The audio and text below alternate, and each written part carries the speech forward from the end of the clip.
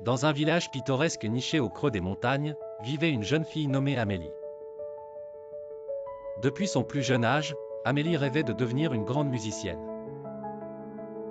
Chaque matin, bien avant que le soleil ne pointe à l'horizon, elle s'installait devant son piano et répétait inlassablement. Les mêmes gammes, les mêmes morceaux, les mêmes notes. Les années passaient, mais les regards sceptiques de ceux qui peuplaient son village ne l'atteignaient pas.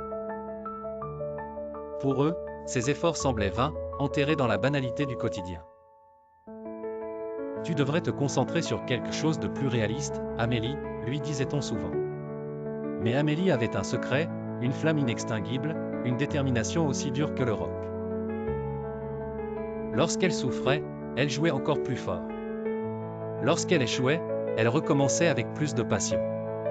Chaque échec lui donnait une nouvelle raison d'essayer, chaque raillerie aiguillonnait sa volonté.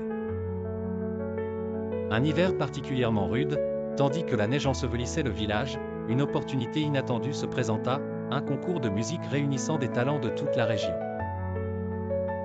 Amélie s'inscrivit, déterminée à porter son rêve au-delà des montagnes qu'il avait vues grandir. Les semaines précédant le concours furent les plus intenses de sa vie.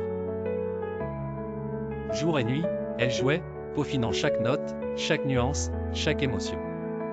Le jour du concours arriva enfin. Dans une salle majestueuse, remplie de visages étrangers et impassibles, Amélie s'assit au piano.